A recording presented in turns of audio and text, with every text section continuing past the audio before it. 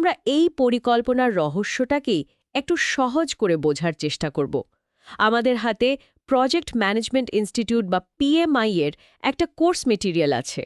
এখন course material শুনলে হয়তো একটু শুকনো লাগতে পারে, কিন্তু আসলে এটা যে কোনো আইডিয়াকে বাস্তবে আনার জন্য একটা প্রফেশনাল প্লেবুক। আমরা আজ এই প্লেবুক থেকেই সবচেয়ে কাজের কৌশলগুলো খুঁজে বের করব। একদম। আর এই কৌশলগুলো কিন্তু শুধু বড় বড় কর্পোরেট প্রজেক্টের জন্য না। ধরুন কেউ নিজের একটা ইউটিউব চ্যানেল শুরু করতে চায় বা একটা ছোট ব্যবসা, সব ক্ষেত্রেই একটা ভালো প্ল্যান কিন্তু সাফল্যের সম্ভাবনা অনেক বাড়িয়ে দেয়। আজকের আলোচনায় আমরা দেখব কিভাবে একটা প্রজেক্ট ম্যানেজমেন্ট প্ল্যান শুধু কিছু কাগজপত্র নয়, বরং একটা জীবন্ত রোডম্যাপ হয়ে ওঠে। দুটো খুব ইন্টারেস্টিং ম্যাপ তৈরির পদ্ধতির কথা বলা আছে। একটা হলো প্রেডিক্টিভ আর একটা অ্যাডাপটিভ। প্রেডিক্টিভ মডেলটা হলো চিরাচরিত পদ্ধতি আর কি। যেমন ধরুন একটা বাড়ি তৈরি করা। প্রকল্পের শুরুতেই সবকিছু একদম ফাইনাল করে ফেলা হয়। কটা ঘর হবে, ডিজাইন কেমন হবে, কী ধরনের ইট লাগবে, পুরো ম্যাপটা প্রথম দিনেই চূড়ান্ত। এটা বেশ ইন্টারেস্টিং, কিন্তু আমার একটা প্রশ্ন আছে। এই যে বললেন সবকিছু আগে থেকে ঠিক করে ফেলা হয়, বাস্তবে কি এটা সম্ভব? বাড়ি তৈরির মাঝপথেও তো মালিকের মনে হতে পারে, না, এখানে একটা জানালা থাকলে ভালো হতো। তখন কি হবে? পুরো প্ল্যানটা কি ভেস্তে যাবে? খুব ভালো একটা প্রশ্ন। না, পরিকল্পনা ভেস্তে যায় না, কিন্তু বিষয়টা বেশ জটিল হয়ে যায়। প্রেডিক্টিভ মডেলে পরিবর্তন আনা যায়, কিন্তু সেটা খুব সময় সাপেক্ষ আর খরচও অনেক বেড়ে যায়। ওই একটা জানালা যোগ করার জন্য হয়তো দেয়ালের ডিজাইন বদলাতে হবে, ইলেকট্রিক ওয়্যারিং সরাতে হবে, নতুন করে বাজেট পাস করাতে হবে। ও আচ্ছা।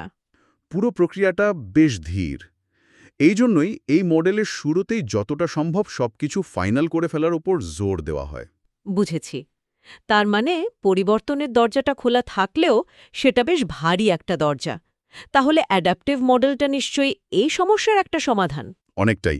অ্যাডাপটিভ মডেলটা সাধারণত সফটওয়্যার ডেভেলপমেন্ট বা এমন প্রজেক্টে ব্যবহার হয় যেখানে যাত্রাপথটা আগে থেকে পুরোপুরি জানা সম্ভব না।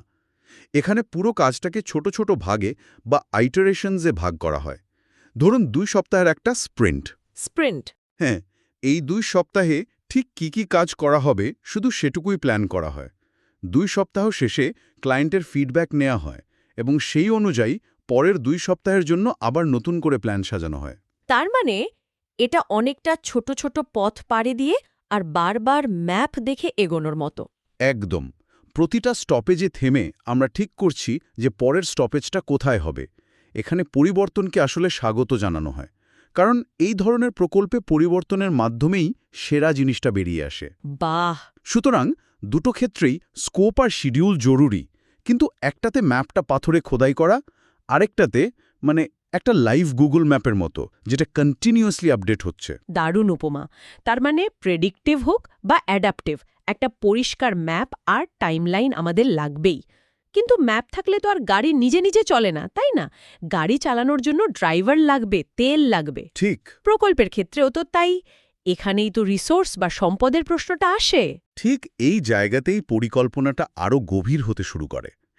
এই ডকুমেন্টের রিসোর্স বলতে কিন্তু শুধু মানুষ বা টিম মেম্বারদের বোঝানো হয়নি। এর মধ্যে ফিজিক্যাল রিসোর্স, যেমন ধরুন ল্যাপটপ, সফটওয়্যার, যন্ত্রপাতি, এমনকি অফিসের জায়গাও আছে। আর তার সাথে আছে প্রকিউরমেন্ট, বাইরে থেকে কোনো জিনিস বা সার্ভিস কেনা। ও, যেমন কোনো বিশেষজ্ঞ কনসালটেন্টকে হায়ার করা। এক্স্যাক্টলি। বা বিশেষ কোনো মেশিন কেনা। তার মানে রিসোর্স প্ল্যানিং মানে শুধু আমার টিমে কজন লোক লাগবে তা নয়, বরং তাদের কাজ করার জন্য কি কি জিনিস লাগবে এবং বাইরে থেকে আমাদের কি কি কিনতে হতে পারে, এই পুরো ছবিটা পরিষ্কার করা। আর যখন এই ছবিটা পরিষ্কার হয়ে যায়, ঠিক তখনই আপনি বাজেটের কথা ভাবতে পারবেন। রিসোর্স কি লাগবে তা না জেনে বাজেট তৈরি করাটা অন্ধকারে ঢিল ছোড়ার মতো। একদম ঠিক এই কথাটাই আমি বলতে যাচ্ছিলাম। আপনি যখন জানবেন আপনার 5 জন ইঞ্জিনিয়ার আর 10টা হাই কনফিগারেশন কম্পিউটার লাগবে, তখনই তো আপনি তাদের বেতন আর কম্পিউটারের দাম মিলিয়ে একটা বাস্তবসম্মত বাজেট করতে পারবেন। এই মেটেরিয়ালে একটা দারুণ কথা বলা হয়েছে, টেইলারিং আ বাজেট, মানে প্রকল্পে প্রয়োজন অনুযায়ী বাজেটকে সাজিয়ে নেওয়া। এর মানে তো তাহলে এটাই যে সব জামা যেমন সবার গায়ে লাগে না, সব বাজেট কাঠামো সব প্রজেক্টে খাটবে না, তাই তো? চমৎকার উপমা। ঠিক তাই। একটা মার্কেটিং ক্যাম্পেনের বাজেটে হয়তো বিজ্ঞাপনের খরচটাই সবচেয়ে বড়। আবার একটা ব্রিজ তৈরির প্রকল্পে কর্মীদের বেতন আর কাঁচামাল কেনার খরচটাই হবে প্রধান। টেইলারিং আ বাজেট মানে হল প্রকল্পের চরিত্র বুঝে তার খরচের খাতগুলোকে ঠিকমতো সাজানো, আর বাজেটকে কিছুটা নমনীয় রাখাও জরুরি, কারণ অপ্রত্যাশিত কিছু খরচ তো আসতেই পারে। এটাকে আমরা বলতে পারি গাড়ির স্টেপনি টায়ারের মতো। বাহ, দারুণ! এখন পর্যন্ত আমাদের পরিকল্পনাটা বেশ আশাবাদী মনে হচ্ছে। কি কাজ হবে, কারা করবে, কত টাকা লাগবে, সব যেন একটা মসৃণ হাইওয়ের মতো। কিন্তু বাস্তবে তো সবকিছু এত সুন্দরভাবে চলে না। রাস্তায় স্পিড ব্রেকার থাকে, হঠাৎ ঝড় আসতে পারে। এই পিএমআই মেটেরিয়াল কিন্তু এই বাস্তবতার কথা ভোলেনি। এখানে ঝুঁকি বা রিস্ক নিয়ে দারুণ কিছু কথা বলা আছে। আর এটাই একজন সাধারণ পরিকল্পনাকারী আর একজন প্রফেশনাল প্রজেক্ট ম্যানেজারের মধ্যে পার্থক্য গড়ে দেয়। পেশাদাররা শুধু সাফল্যের কথাই ভাবেন না, তারা সম্ভাব্য ব্যর্থতার জন্যও প্রস্তুত থাকেন। এই বইটাতে ঝুঁকি মোকাবিলার জন্য একটি টুল কিট তৈরির কথা বলা হয়েছে, যেটা আমার খুব পছন্দের একটা কনসেপ্ট। টুল কিট, এটা তো অসাধারণ একটা ব্যাপার। আমি সবসময় ভাবতাম রিস্ক ম্যানেজমেন্ট মানে শুধু একটা লিস্ট বানানো যে কি খারাপ হতে পারে। কিন্তু এটাকে একটা টুল কিট হিসেবে ভাবা মানে সমস্যার সাথে সমাধানটাও আগে থেকে তৈরি রাখা। এটা তো পুরো চিন্তা ভাবনাকেই বদলে দেয়। এই টুল কিটে ঠিক কী ধরনের যন্ত্রপাতি থাকতে পারে? অনেক কিছুই। আমি আমার নিজের অভিজ্ঞতা থেকে একটা উদাহরণ দিই। দেন। একবার আমাদের একটা খুব জরুরি প্রজেক্টের মাঝখানে একজন স্টার কোডার কোনো নোটিশ ছাড়াই চাকরি ছেড়ে দেন। আমাদের কোনো ব্যাকআপ প্ল্যান ছিল না। ও সর্বনাশ!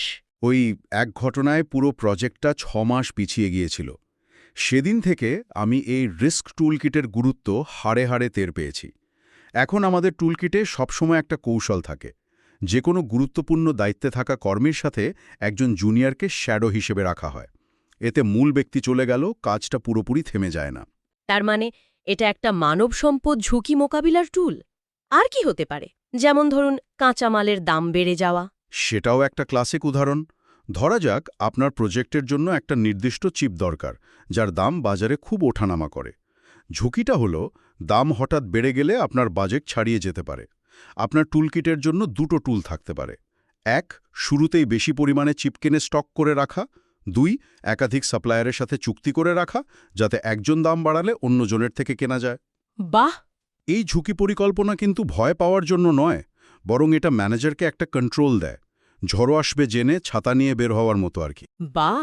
তাহলে আমরা ম্যাপ তৈরি করলাম, গাড়ি আর জ্বালানি নিলাম, এমনকি ঝড়ের জন্যও প্রস্তুতি নিলাম। এবার আমাদের নিশ্চিত করতে হবে যে আমরা ঠিক গন্তব্যেই পৌঁছাচ্ছি। এখানেই তো কোয়ালিটি বা গুণমানের প্রশ্নটা আসে। কিন্তু আমরা প্রায়ই কোয়ালিটি বলতে বুঝি সবচেয়ে সেরা বা সবচেয়ে দামি কিছু তৈরি করা। প্রজেক্ট ম্যানেজমেন্টের দৃষ্টিভঙ্গিটা তো এখান থেকে একটু ভিন্ন, তাই না? হ্যাঁ, এবং এই পার্থক্যটা বোঝা খুব জরুরি। এই ম্যাটেরিয়াল অনুযায়ী কোয়ালিটি মানে সবচেয়ে সেরা নয়। কোয়ালিটি মানে হলো প্রতিশ্রুতি পূরণ করা। এর মানে হলো গ্রাহক যা চেয়েছেন ঠিক সেই মান পূরণ করা। এর থেকে কমও নয়, আবার অপ্রয়োজনে এর থেকে বেশিও নয়। তার মানে যদি একজন গ্রাহক একটি সাধারণ কার্যকর সাদা রঙের গাড়ি চান আর আমি তাকে লাল রঙের একটা স্পোর্টস কার বানিয়ে দিই, তাহলে প্রযুক্তিগতভাবে গাড়িটা অনেক ভালো হলেও প্রজেক্ট ম্যানেজমেন্টের ভাষায় এটা ভালো কোয়ালিটি নয়। একদম। এটাকে প্রজেক্ট ম্যানেজমেন্টের ভাষায় বলে গোল্ড প্লেটিং। Gold plating? হ্যাঁ, মজার ব্যাপার হলো বাইরে থেকে দেখতে মনে হতে পারে, বাহ কি দারুণ কাজ, যা চেয়েছি তার চেয়েও বেশি দিয়েছে। কিন্তু আসলে এটা একটা সাইলেন্ট কিলার। কারণ ওই অতিরিক্ত গোল্ড প্লেটিং করতে গিয়ে হয়তো আসল ডেডলাইন মিস হয়ে গেল, অথবা বাজেট শেষ হয়ে গেল এমন একটা ফিচারের পেছনে যা গ্রাহক কোনোদিন ব্যবহারই করবে না। তাই তো, ভালো কোয়ালিটি মানে প্রতিশ্রুতির নিখুঁত বাস্তবায়ন, বাহুল্য নয়। তাহলে আমরা scope, schedule, budget, risk, quality অনেকগুলো আলাদা বিষয় নিয়ে কথা বললাম। কিন্তু আমার প্রশ্ন হলো, এই সবগুলোকে একসাথে জোড়া লাগানো হবে কিভাবে? কারণ একটাতে পরিবর্তন এলে তো অন্যগুলোর ওপরও তার প্রভাব পড়বে। যেমন রাস্তায় যদি অপ্রত্যাশিত জ্যাম থাকে, তাহলে তো গন্তব্যে পৌঁছাতে দেরি হবে এবং হয়তো তেলও বেশি পুড়বে। আপনি সবচেয়ে গুরুত্বপূর্ণ পয়েন্টটা তুলে ধরেছেন। এখানেই ইন্টিগ্রেশন বা সমন্বয়ের ধারণাটি আসে। এই সবগুলো পরিকল্পনা একটার সাথে আরেকটা গভীরভাবে জড়িয়ে আছে। আপনার উদাহরণটাই নেওয়া যাক। ধরুন প্রকল্পের মাঝপথে ক্লায়েন্ট নতুন একটা ফিচার যোগ করতে চাইল।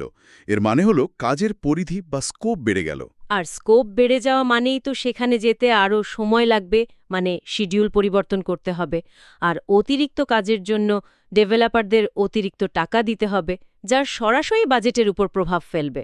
নিখুঁত বিশ্লেষণ। এখানে ইন্টিগ্রেশনের ভূমিকা। একজন ভালো প্রজেক্ট ম্যানেজারকে বুঝতে হবে যে একটা ছোট পরিবর্তনও পুরো সিস্টেমের উপর কি প্রভাব ফেলতে পারে। তাই একটা ইন্টিগ্রেটেড প্রজেক্ট ম্যানেজমেন্ট প্ল্যান থাকা জরুরি, যা অনেকটা গাড়ির ড্যাশবোর্ডের মতো। ড্যাশবোর্ড। হ্যাঁ, যেখানে আপনি দেখতে পাচ্ছেন স্পিড বাড়ালে তেল কত দ্রুত ফুরাচ্ছে বা ইঞ্জিনের তাপমাত্রা বাড়ছে কিনা। আর এই কারণেই সম্ভবত একটি চেঞ্জ ম্যানেজমেন্ট প্রসেস বা পরিবর্তন ব্যবস্থাপনা প্রক্রিয়ার কথা বলা হয়েছে।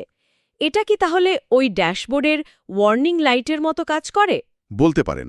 এর মানে হল প্রকল্পে যে কোনো পরিবর্তন আনার জন্য একটা নির্দিষ্ট নিয়ম থাকবে। হুট করে কেউ কিছু বদলে দিতে পারবে না। যখন কোনো পরিবর্তনের অনুরোধ আসবে, তখন এই প্রক্রিয়া অনুযায়ী বিশ্লেষণ করে দেখা হবে যে এর ফলে শিডিউল, বাজেট আর কোয়ালিটির উপর কী প্রভাব পড়বে। তারপর ক্লায়েন্টকে পরিষ্কারভাবে জানানো হবে যে আপনার এই নতুন ফিচারটি আমরা যোগ করতে পারি, কিন্তু এর জন্য প্রকল্পের সময় 2 সপ্তাহ বাড়বে এবং খরচ 10% বাড়বে। আপনি কি রাজি? আচ্ছা। এই সমন্বিত প্রক্রিয়াটি একটা পরিকল্পনাকে জীবন্ত রাখে এবং প্রকল্পকে বিশৃঙ্খলা থেকে বাঁচায়। তাহলে আজকের আলোচনার সারসংক্ষেপ করলে দাঁড়ায়, একটি শক্তিশালী প্রকল্প পরিকল্পনা কয়েকটি মূল স্তম্ভের উপর দাঁড়িয়ে থাকে। কাজের স্পষ্ট পরিধি, একটি বাস্তবসম্মত সময়সূচি, প্রয়োজনীয় সম্পদ ও বাজেট, সম্ভাব্য ঝুঁকির জন্য একটি টুলকিট এবং নির্ধারিত গুণমান নিশ্চিত করা। আর সবচেয়ে গুরুত্বপূর্ণ হল এই সবগুলোকে একটি সমন্বিত ব্যবস্থার মাধ্যমে পরিচালনা করা, যাতে যাত্রাপথে কোনো পরিবর্তন এলে পুরো পরিকল্পনাটা ভেঙে না পড়ে, বরং নতুন পরিস্থিতির সাথে নিজেকে মানিয়ে নিতে পারে। সত্যি, এই পিএমআই কাঠামো থেকে আমরা দেখলাম যে পরিকল্পনা কতটা গোছানো এবং বিস্তারিত হতে পারে। আলোচনার শেষে একটা প্রশ্ন ভাবার জন্য রেখে যেতে চাই। এই পিএমআই কাঠামোটি আমাদের একটা সুসংগঠিত উপায়ে পরিকল্পনা করতে শেখায়, ঝুঁকি ব্যবস্থাপনার মাধ্যমে অপ্রত্যাশিত অনেক কিছু মোকাবিলার প্রস্তুতিও নিতে বলে। কিন্তু যখন কোনো প্রকল্প এমন এক সংকটের মুখোমুখি হয় যার কথা কোনো ঝুঁকি পরিকল্পনাতেও ভাবা সম্ভব ছিল না, ধরুন একটা বিশ্বব্যাপী মহামারী বা হঠাৎ শুরু হওয়া কোনো যুদ্ধ, তখন কি হবে? সেই চরম মুহূর্তে এই আনুষ্ঠানিক পরিকল্পনাটি কি আরও বেশি গুরুত্বপূর্ণ হয়ে ওঠে, নাকি সেটাকে পুরোপুরি ফেলে দিয়ে সম্পূর্ণ নতুন কিছু ভাবতে হয়?